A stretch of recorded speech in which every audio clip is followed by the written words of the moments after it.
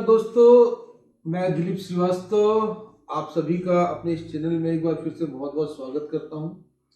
इसके पहले मैंने एक छोटा सा वीडियो बनाया था जिसे आप लोगों ने देखा और बहुत प्यार दिया, बहुत सारे कमेंट्स दिए, जिसके कारण अब मैं आप लोग के जो मुझे अपना सहयोग दिया उससे उत्साहित होकर मैं ये दूसरा वीडियो आपके सामने बना रहा हूँ। मेरे बहुत सारे दर्शकों ने मेरे से बहुत सारी चीज़ें पूछी चैनलिंग फेंसिंग बिजनेस के बारे में, तो उसको मैंने डिटेल किया था। मगर सबसे ज़्यादा मुझसे जो पूछा गया वो ये पूछा गया कि हम सरकारी मदद कैसे ले सकते हैं। सरकारी मदद का मतलब होता है कि गवर्नमेंट सब्सिडी। डियर फ्रेंड्स, जब भी कोई हम नया बिजनेस स्टार्ट करते हैं तो आज की डेट में सरकार जो है, केंद्र सरकार और स्टेट गवर्नमेंट दोनों नए व्यापार को प्रारंभ करने में जो इंडस्ट्रियलिस्ट है या जो उद्योगपति है या जो भी व्यक्ति अपना नया व्यापार शुरू करना चाहता है, नया उद्योग शुरू करना चाहता है, उसको बहुत सी प्रकार की सब्सिडी प्रोवाइड करा रही है। सब्सिडी का पैरामीटर भी बहुत सारा है का मतलब ये होता है कि ये जो सब्सिडी है ये आपको अलग अलग उद्योग और अलग अलग विभागों से अलग अलग स्तर पे मिलता है। अलग अलग उद्योग का मतलब होता है कि आप अगर कोई केमिकल उद्योग कर रहे हो या कोई कृषि उद्योग कर रहे हो या कोई प्रोडक्शन उद्योग कर रहे हो, ठीक है, ऐसे अलग अलग उद्योगों के अलग अलग विभाग बने हुए हैं। जैसे कि हार्टिकल्चर होता है। हार्टिकल्चर में क्या होता है कि ग्रामीण क्षेत्र में जो लगने वाली चीजें होती है, खेती किसानी में जो लगने वाली चीजें होती है, उनके उद्योग और उनके प्रोडक्ट हार्टिकल्चर में आते हैं। ठीक है। कृषि उद्योग जो है, कृषि विभाग अपना एक अलग विभाग है जो इस तरह की उद्योगों को बढ़ावा देता है। जो कृषि से संबंधित उद्योग होते हैं, कृषि कार्य को जो उन्नत बना सके, ऐसे उद्योगों को बढ़ावा देने के लिए कृषि विभाग भी सहयोग प्रदान करता है। ठीक है। प्लस आगे अगर हम बात करते हैं तो इंडस्ट्रियल, अगर आप किसी कॉमर्शियल प्रोडक्ट के प्रोडक्शन में जा रहे हैं तो वहां पर भी आपको DIC CSI DC जो है वो आपको सब्सिडी प्रदान करती है। ठीक है। मगर बहुत से लोगों को ये नहीं पता है कि हम सब्सिडी किस प्रकार से प्राप्त कर सकते हैं। तो मेरे दोस्तों, आज के इस वीडियो में मैं आपको बताऊंगा कि एक नया उद्योग स्थापित करने में आप गवर्नमेंट सब्सिडी किस प्रकार प्राप्त कर सकते हैं। तो सबसे पहले मैं आपका एक कॉन्सेप्ट क्लियर कर देता हूं कि इनिशियल फॉर्म में, इनिशियल शुरुआती दौर में सरकार की तरफ से आपको कोई मदद नहीं मिलती है। आप इस धोखे में बिल्कुल मत रहना कि सरकार आपको किसी प्रकार की कोई मदद करेगी। आपका व्यापार शुरू हो जाता है। व्यापार शुरू होने के बाद गवर्नमेंट की जो सब्सिडी है वो सब्सिडी आपके अकाउंट में बाद में आती है। जब आपका व्यापार शुरू हो जाता है वो सब्सिडी दो प्रकार से आती है, एक दो या तीन प्रकार से आती है। सबसे पहली सब्सिडी आपको आएगी किस फॉर्म में कि आपको कुछ राशि गवर्नमेंट की तरफ से मिलेगी। दूसरी सब्सिडी आती है आपके पास, हो सकता है कि उस योजना के अंतर्गत आपको जो आपने बैंक से लोन लिया है उसके इंटरेस्ट पे सब्सिडी मिल जाए। मतलब अगर बैंक आपसे 11% का लोन ले रहा है तो 11% ना लेके आपसे हो सकता है 3% ले, 4% ले, बाकी जो हिस्सा है वो गवर्नमेंट सब्सिडी का हिस्सा बन जाए। इस तरह से आपको क्या करते हैं, सहयोग ये मिलता है आपको गवर्नमेंट की तरफ से कि आपको सस्ती कीमत में, सस्ते दर पे आपको लोन मिलता है ताकि उस लोन से आप अपना व्यापार शुरू कर सके। इसके अलावा तीसरी सब्सिडी आपको ये भी मिल सकती है कि कई राज्यों में और कुछ ऑर्गेनाइजेशन में ये भी सुविधा है कि आप जो नया अपना उद्योग स्थापित करने के लिए अगर नया बिजली कनेक्शन ले रहे हैं और उस जगह पे अगर आपको ट्रांसफार्मर लगाना पड़ रहा है तो उस ट्रांसफार्मर का खर्चा और वो बिजली का जो बिल है वो आपको किफायती दरों में मिल जाए, मतलब सब्सिडी दरों पे मिल जाए, छूट के साथ मिल जाए। अगर सामान्य व्यक्ति को 8 रुपए, 9 रुपए, 10 रुपए यूनिट लगती है तो हो सकता है आपको 2 रुपए, 3 रुपए यूनिट लगे। इससे क्या होगा कि आपका प्रोडक्शन कॉस्ट कम होगा और आप अपने उद्योग को चलाने में सक्षम हो पाएंगे। ये आपको सहायता देगी। अब बात करते हैं कि प्रोजेक्ट गवर्नमेंट सब्सिडी पाने के लिए हमें क्या क्या चीजों की जरूरत होती है। ठीक है। तो गवर्नमेंट सब्सिडी पाने के लिए सबसे पहली जो चीज होती है जो आपको तैयार करनी पड़ती है वो होती है प्रोजेक्ट रिपोर्ट। इस प्रोजेक्ट रिपोर्ट में क्या क्या चीजें इन्वॉल्व होती है और ये कैसे बनती है मैं आपको वो भी बता रहा हूँ। सामान्यतः एक जो बहुत अच्छी प्रोजेक्ट रिपोर्ट अगर आपको बनाना चाहते हो तो उसके लिए आपको किसी भी सीए के पास जाना चाहिए और सीए को आपको अपनी पूरी जानकारी देनी होगी। उस जानकारी के आधार पर सीए जो होंगे वो आपका प्रोजेक्ट रिपोर्ट तैयार करेंगे। ठीक है, तो प्रोजेक्ट रिपोर्ट में आपको क्या क्या जानकारी देनी पड़ेगी, है ना, मैं आपको वो भी समझा देता हूँ। सबसे पहले आपको प्रोजेक्ट रिपोर्ट में ये बताना पड़ेगा कि आपके पास लैंड एरिया कितना है, मतलब कि आप कितनी बड़ी इंडस्ट्री डालना चाहते हैं, उस इंडस्ट्री के लिए आपके पास लैंड कितना है, जमीन आपके पास कितनी है। अब इस चीज का विशेष ध्यान देंगे आप कि जमीन जो होनी चाहिए वो डाइवर्टेड होनी चाहिए, वो कृषि जमीन नहीं होनी चाहिए, पड़त जमीन नहीं होनी चाहिए, वो व्यावसायिक जमीन होनी चाहिए या औद्योगिक जमीन होनी चाहिए। अगर आपकी जमीन औद्योगिक नहीं है तो उसे आपको उसका मद परिवर्तन कराना पड़ेगा, जिसे हम डाइवर्सन कहते हैं। आपको पहले उस जमीन का डाइवर्सन कराना पड़ेगा। डाइवर्सन कराने के बाद फिर आपको वो जमीन आपके उद्योग लगाने के उपयुक्त बन पाएगी। अनडाइवर्टेड जमीन पे अगर आप कोई उद्योग लगाते हैं तो उसका कहीं से भी कोई गवर्नमेंट सब्सिडी आपको नहीं मिलेगा। और अनडाइवर्टेड जमीन पे अगर आप कोई उद्योग लगा रहे हैं तो हो सकता है आपको उस जमीन पे उद्योग के लिए आईपी कनेक्शन जो बोलते हैं, आईपी कनेक्शन, उद्योग के लिए जो कनेक्शन दिया जाता है उसे आईपी कनेक्शन बोलते हैं, इंडस्ट्रियल पर्पस इलेक्ट्रिक कनेक्शन, तो वो कनेक्शन भी आपको नहीं मिल पाएगा। ठीक है, इसलिए जब आप अगर आप प्रोजेक्ट बना रहे हैं तो प्रोजेक्ट के लिए आपके उद्योग अगर आप एक उद्योग शुरू करना चाहते हैं तो सबसे पहले आपको क्या होना चाहिए, आपके पास आपकी लैंड होना चाहिए जो कि एक कॉमर्शियल लैंड होना चाहिए। ठीक है, कॉमर्शियल लैंड के साथ साथ आपको ये बहुत अच्छे से पता होना चाहिए कि आपके पास क्या क्या मशीनरी लगेगी और उस मशीनरी की कॉस्ट क्या आएगी, प्लस उस मशीनरी की सप्लाई आप कहाँ से लेंगे, ये आपको डिटेल आपके पास होना चाहिए। इसके बाद ये आता है कि इलेक्ट्रिसिटी, मतलब उस मशीन को लगाने के बाद आपको कितनी इलेक्ट्रिसिटी की जरूरत पड़ेगी और इलेक्ट्रिसिटी का सोर्स आपके पास क्या है।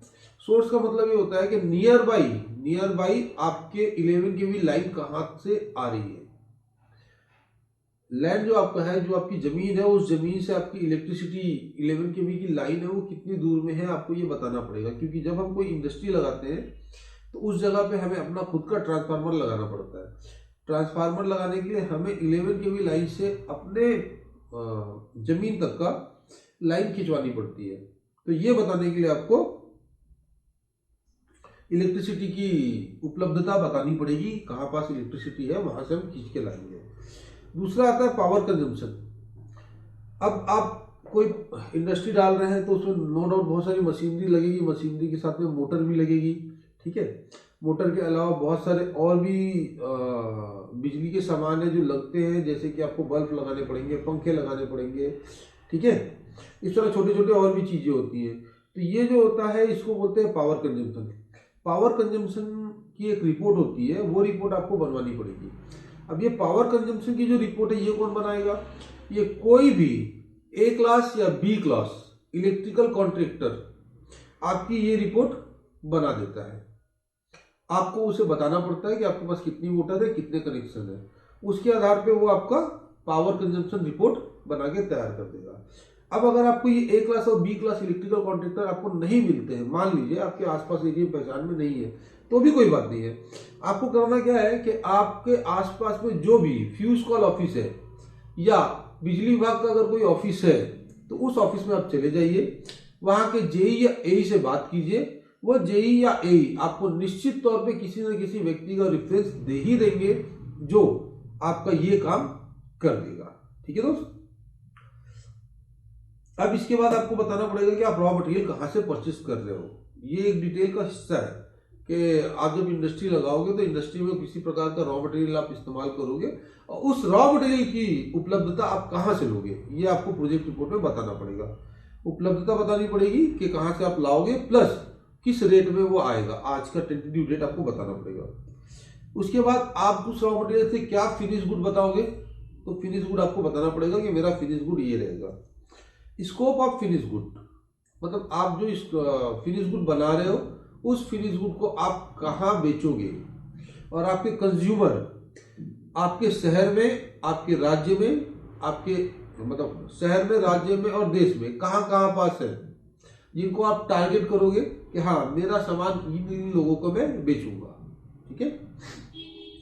और साथ में आपको बताना पड़ता है प्रॉफिट मार्जिन। प्रॉफिट मार्जिन आपको ऐसे बताना पड़ेगा कि रॉ मटेरियल की कॉस्ट, मशीनरी की कॉस्ट, इलेक्ट्रिसिटी की कॉस्ट और लेबर की कॉस्ट, ये सभी कॉस्ट को मिलाने के बाद आपका जो फिनिश गुड तैयार हो रहा है वो किस रेट में तैयार होता है, उस रेट को अपन बोलते हैं कॉस्ट ऑफ प्रोडक्शन।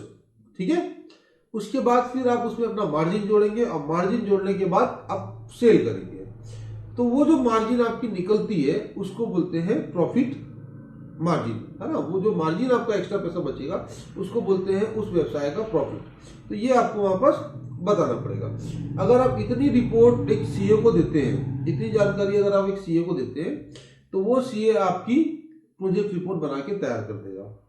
अब होगा क्या कि इस प्रोजेक्ट रिपोर्ट के आधार पे आपको क्या करना है, अपना डीआईसी, सीएसआईडीसी और जीएसआईडीसी में रजिस्ट्रेशन कराना पड़ेगा। मगर इस रजिस्ट्रेशन से पहले आपको, आप जिस कंपनी को, आप जिस इंडस्ट्री को लगाना चाहते हैं, अगर वो पार्टनरशिप में है, प्रोप्राइटरशिप में है या कंपनी के फॉर्म में कराना चाहते हैं, तो उसके लिए सबसे पहले आपको उसका पैन कार्ड बनवाना पड़ेगा। पैन कार्ड बनवाने का काम भी क्या है, आपका सीए कर देगा। ठीक है। तो इतना आपको सोचने का जरूरत नहीं पड़ेगा। इस तरह से पैन कार्ड आप बनवा लीजिए। पैन कार्ड बन जाएगा। पैन कार्ड के साथ साथ आपको जीएसटी नंबर लेना आज की डेट में बहुत ही कंपलसरी है, तो वो आपको जीएसटी का सर्टिफिकेट लेना पड़ेगा। जीएसटी सर्टिफिकेट ले लिए, जीएसटी रजिस्ट्रेशन भी आपका ये सीए के पास ही हो जाएगा। मतलब आपका प्रोजेक्ट रिपोर्ट, पैन कार्ड और जीएसटी सर्टिफिकेट ये एक ही स्टेप में पूरा हो जाना है, एक ही व्यक्ति के द्वारा, चार्टर्ड अकाउंटेंट के द्वारा। आप चले जाइए उनके पास, वो आपका ये काम करके पूरा दे देंगे। जब आपकी ये तीन चीज रेडी हो जाए तो उसके बाद आपको जाना पड़ेगा बैंक। आप बैंक जाइए, बैंक में अपने उद्योग, जिस उद्योग को आप चालू करना चाह रहे हैं और उसका, उस उद्योग का जो भी नाम रखना चाह रहे हैं, उस नाम से एक करंट अकाउंट खुलवाना पड़ेगा आपको। आप वहां करंट अकाउंट खुलवा सकते हैं। करंट अकाउंट खुलने के बाद जब इतनी चीजें हो जाती हैं, उसके बाद आपको डीआईसी मतलब डिस्ट्रिक्ट इंडस्ट्रियल कॉर्पोरेशन, एसआईसी मतलब स्टेट इंडस्ट्रियल कॉर्पोरेशन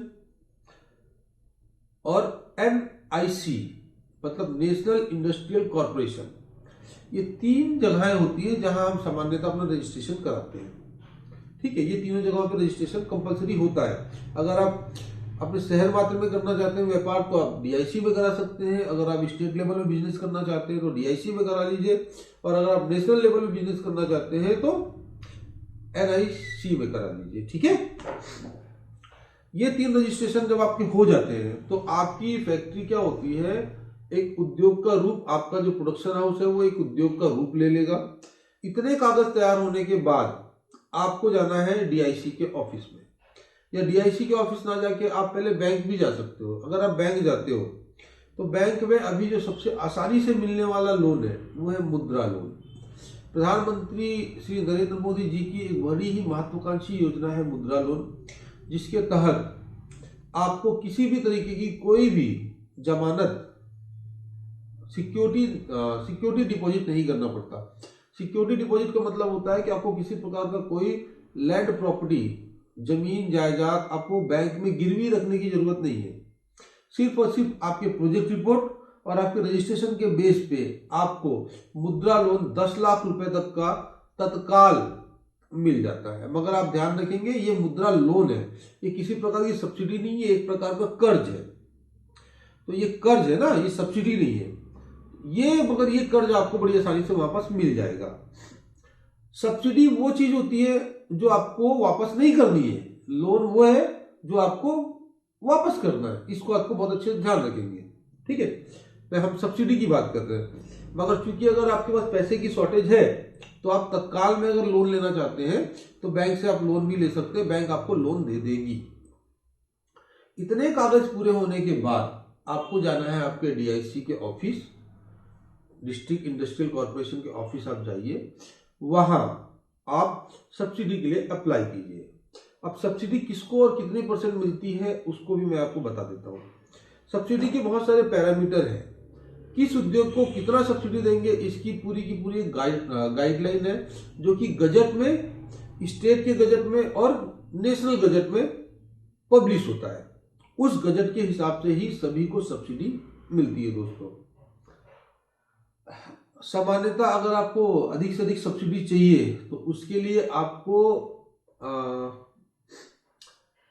सब्सिडी का जो पैरामीटर, एक सामान्य पैरामीटर मैं आपको बता रहा हूं कि आपकी जो टोटल कॉस्ट है, कॉस्ट में क्या होता है, cost of plant and cost of machinery, ये दो चीज का, इन दो चीजों पे आपको सब्सिडी मिलेगी, cost of plant and cost of machinery. Plant का मतलब होता है कि आप जो जमीन के ऊपर जो कंस्ट्रक्शन किए हो वो प्लांट है आपका, ठीक है।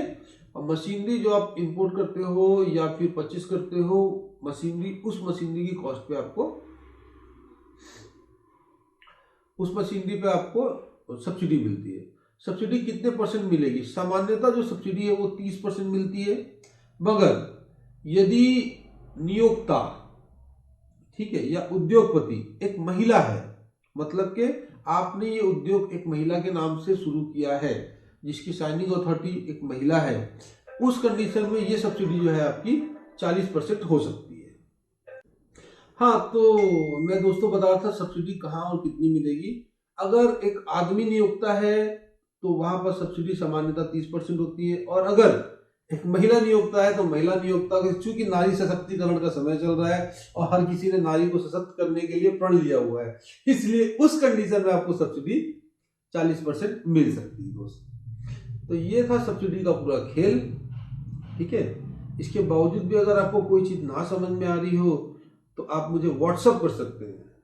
एक विशेष निवेदन आप लोग से मैं इतने करूंगा कि अपने सभी सब्सक्राइबर से, अपने सभी दर्शकों से, कि कृपया मुझे व्हाट्सअप करें, कॉल ना करें। अगर आवश्यक होगा तो निश्चित तौर से मैं खुद आपसे फोन करके बात करूंगा, व्हाट्सअप करेंगे तो निश्चित तौर पे मैं आपको रिप्लाई करूंगा, ठीक है।